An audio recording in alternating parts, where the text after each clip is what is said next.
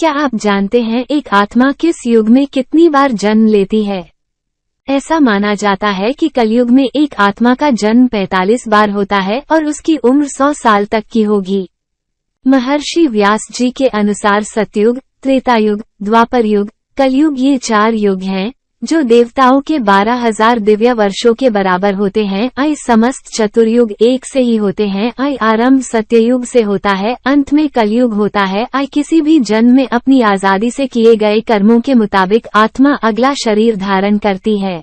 ब्रह्मा जी कृतयुग में जिस प्रकार सृष्टि का आरंभ करते हैं, वैसे ही कलयुग में उसका उपसंहार करते हैं। सतयुग, द्वापर युग, कलयुग, हर युग में कोई न कोई भगवान जन्म जरूर लेते हैं, ऐसा सभी लोगों का मानना है। लेकिन क्या आप जानते हैं कि किस युग में इंसान कितने जन्म लेता है?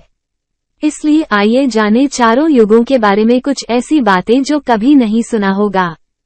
सतयुग के लिए माना जाता है कि इस युग में भगवान राम ने रावण का वध करने लिए जन्म लिया था, क्योंकि जब जब इस धरती पर पाप बढ़ा है तब भगवान ने इस धरती को अपना विराट रूप दिखाया है। सतयुग में धरती पर आत्माओं का वास हुआ करता था, जिसे वर्ल्ड ऑफ सोल भी कहा जाता है। जैसे हर शरीर का अंत होता है, ठीक वैसे ही एक समय का अंत भी आता ही है, जिसमें एक सामान्य व्यक्ति 1,00,000 साल तक जी सकता है, जिनका कद 32 फुट लंबा हुआ करता था। इस युग इंसान अपनी इच्छा अनुसार मर सकता था। त्रेतायुग, हिंदू धर्म में श्री राम, श्री विष्णु के 10 अवतारों में 7वें अवतार हैं। लेकिन ये रहस्य बहुत कम लोगों को मालूम है कि श्री राम की मृत्यु कैसे हुई। दरअसल भगवान श्री राम की मृत्यु एक रहस्य है, जिसका उल्लेख सिर्फ पौराणिक धर्म ग्रंथ में ही मिलता है। पद्म पुराण के अनुसार भगवान श्री राम ने सरयू नदी में स्वयं की इच्छा से समाधि ली थी। इस बारे में विभिन्न धर्म ग्रंथों में विस्तार से वर्णन मिलता है। श्री राम द्वारा सरयू में समाधि लेने से पहले माता सीता धरती माता में समा गई थी और इसके बाद ही उन्होंने पवित्र नदी सरयू में समाधि ली। चारों युग हनुमान जी एकमात्र ऐसे भगवान हैं जो अमर हैं। त्रेतायुग में भी हनुमान जी ने भीम को चारों युग के बारे बताया था, किस युग में क्या होता ये भी बताया था। जानकारी के लिए बता दें, त्रेतायुग 32,000 वर्षों का होता है। इस युग में भीम ने हनुमान जी को चारों युग के ज्ञानी के नाम से संबोधित किया था।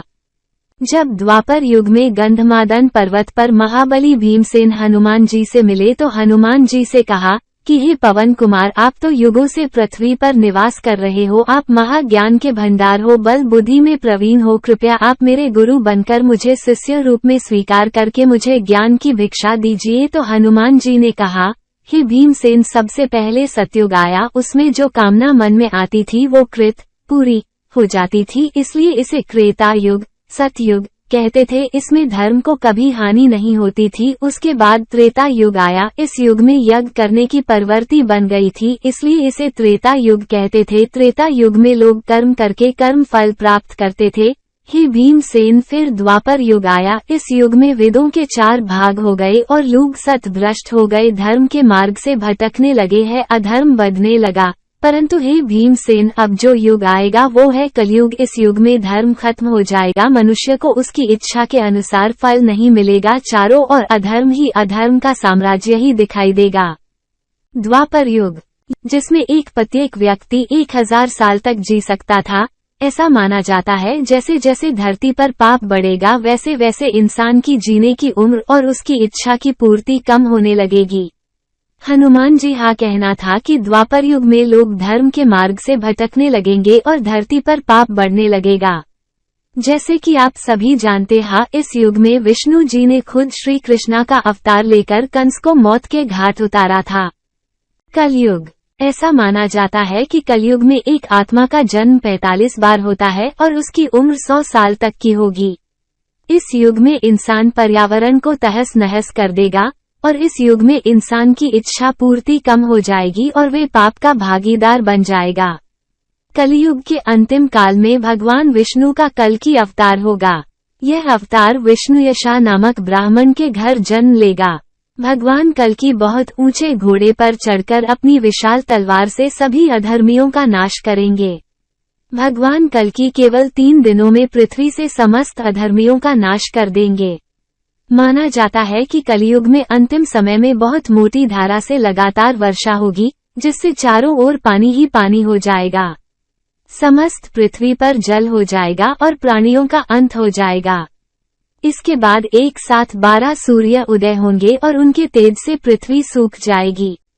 अगर आपको मेरा वीडियो अच्छा लगे तो कृपया लाइक, शेयर और सब्सक्राइब करें। धन्यवाद। यह वीडियो केवल जानकारी के लिए प्रदान किया गया है।